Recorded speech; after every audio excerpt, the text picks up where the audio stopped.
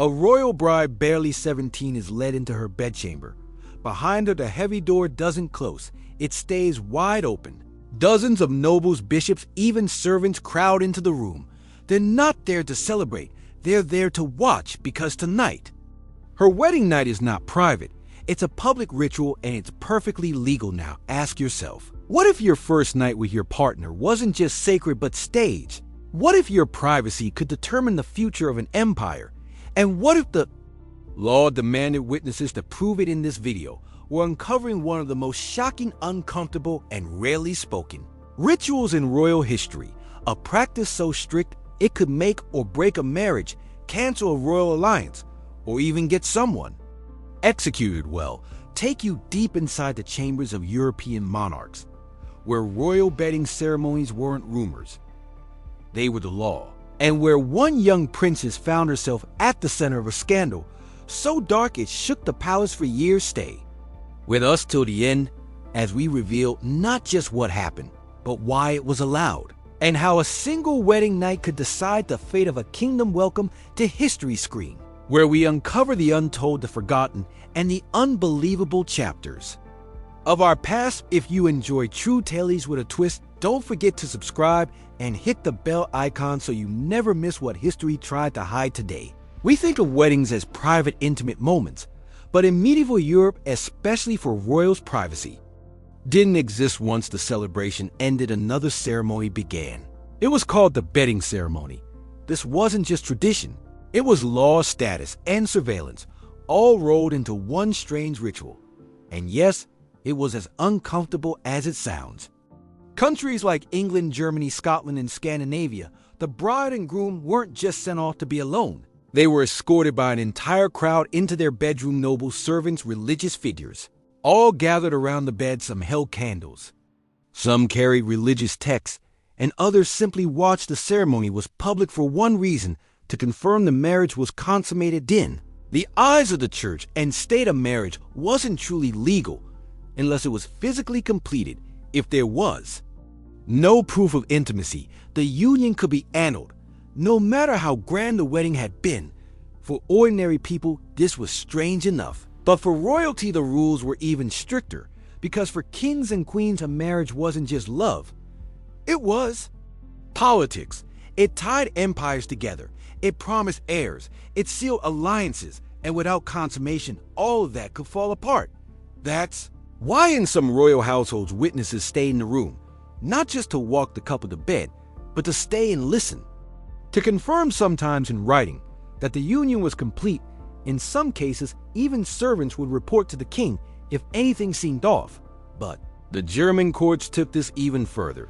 They had a name for it. Beileger. This wasn't just a custom, it was a legal institution. Beileger ceremonies were long, formal, and deeply symbolic.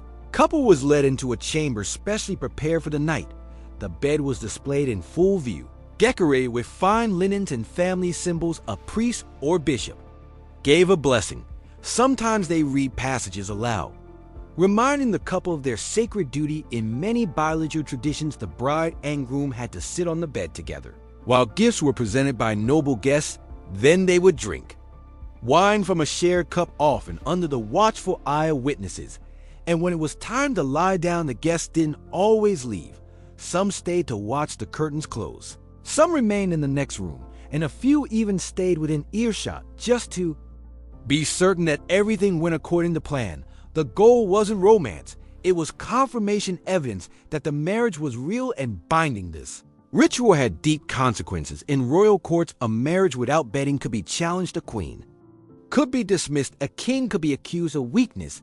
Even future children could be called illegitimate if someone claimed the wedding night never happened. So, these strange, awkward, and deeply personal ceremonies weren't just old customs, were acts of political survival. And while each region had its own twist, the message was always the same. If you're royal, your body isn't yours. It belongs to the crown. The year was 1559. Winter winds curled around the stone towers of Vadstena Castle, a grand residence in Sweden. Inside, the halls were buzzing. A royal wedding was underway. Lavish feasts, noble guests, and political expectations filled every corner. The bride, Princess Cecilia Vasa, daughter of King Gustav I of Sweden. She was young, beautiful, and seen as a key piece in Sweden's royal alliances.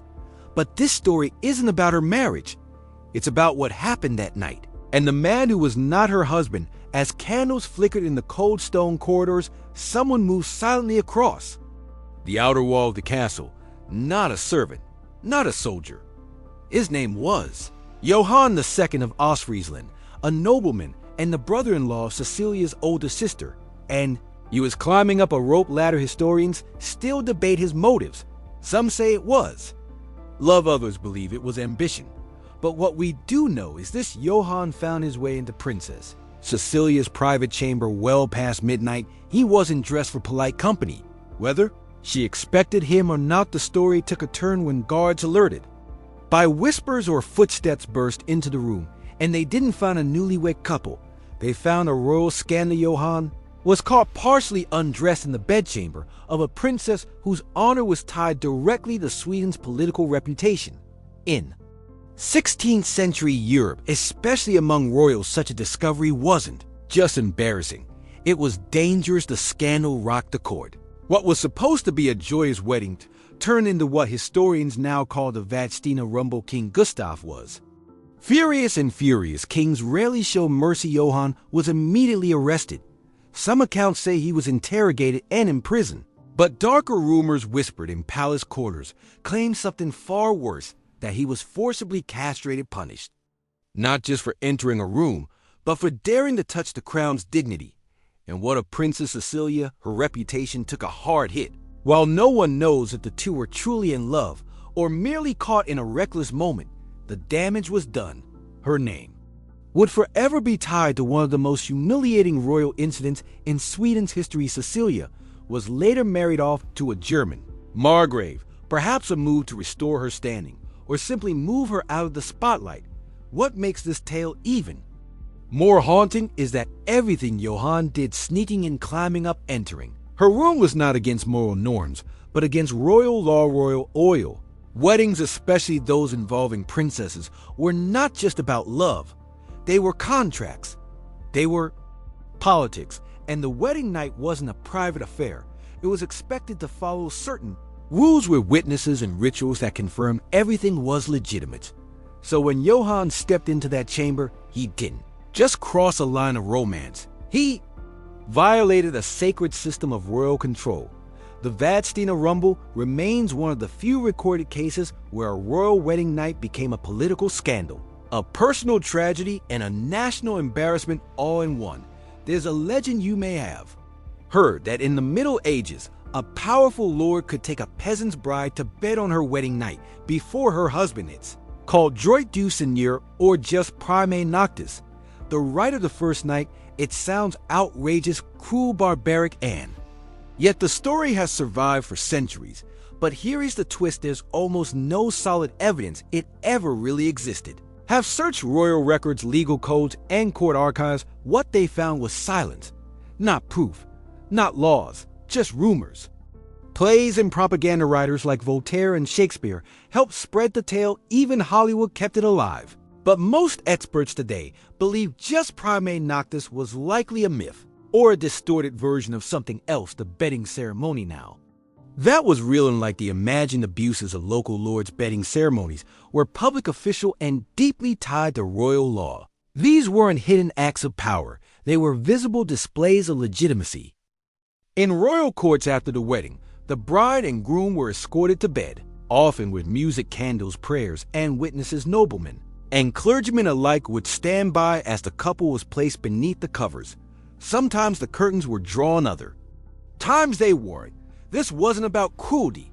It was about dynasties, about bloodlines, about proving that a marriage was real, not just political, but physical. In fact, a royal marriage could be annulled if there was no evidence of consummation. The wedding night became a kind of test passage, and the alliance stood strong, fail, and the union could be erased along with any claim to thrones, treaties, or heirs. That's why monarchs took this so seriously.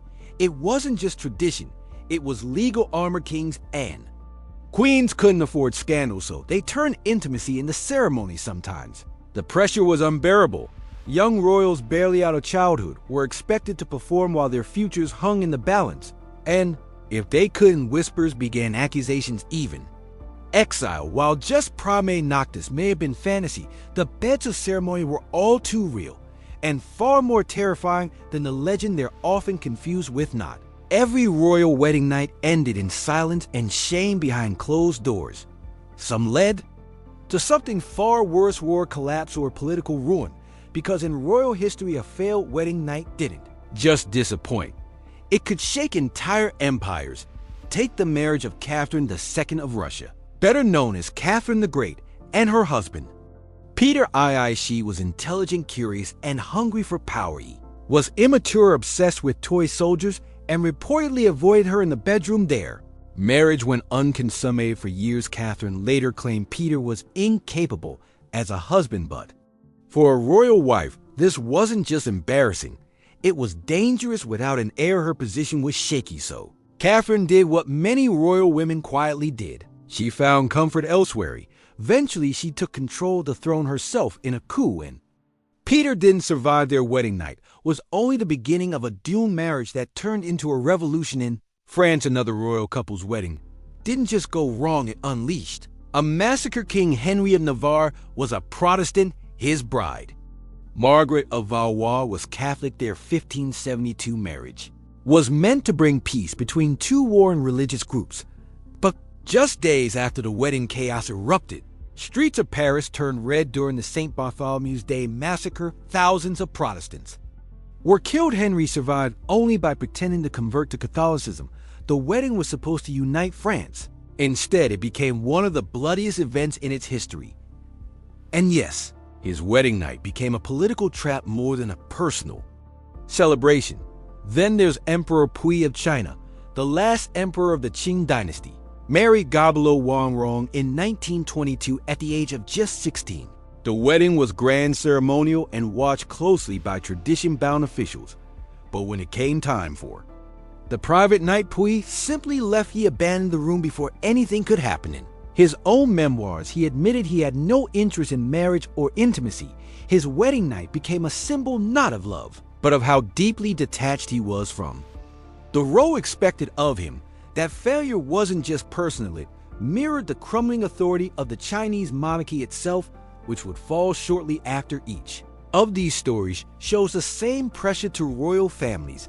The wedding night wasn't just a tradition, it was a test of performance, a legal seal to political alliances, peace treaties, and succession plans. When that night failed, so did everything built on top of it. History isn't just about battles and crowns sometimes, it's about what happened behind locked doors and royal courts often stayed open for centuries. Kings and queens didn't own their wedding night there, loved their privacy, even their bodies belonged to the law, to the court, to the kingdom. The wedding bed became a battlefield, and the ceremony of love became a cold public act, witnessed, judged, and in some cases punished. Princess Cecilia of Sweden never asked to be part of a scandal. She was a royal daughter following the rules of her time, but one mistake, one night, turned her life upside down. The law didn't protect her, exposed her, because in the world of kings and alliances, feelings came second, appearances came first. These rituals weren't just tradition, were control, a way to prove loyalty, power, and legitimacy all at once. And if that meant turning a private moment into a public trial, so be it. Today, weddings are personal. We choose who sees, who speaks, who celebrates. But back then, choice didn't exist. You didn't marry for love, you married for politics, and your wedding night was never truly yours. Even royalty, especially royalty, couldn't escape the weight of the crown. And so the darkest wedding night in history happened not in secret, but in full view, and the cruelest part, it was all perfectly legal.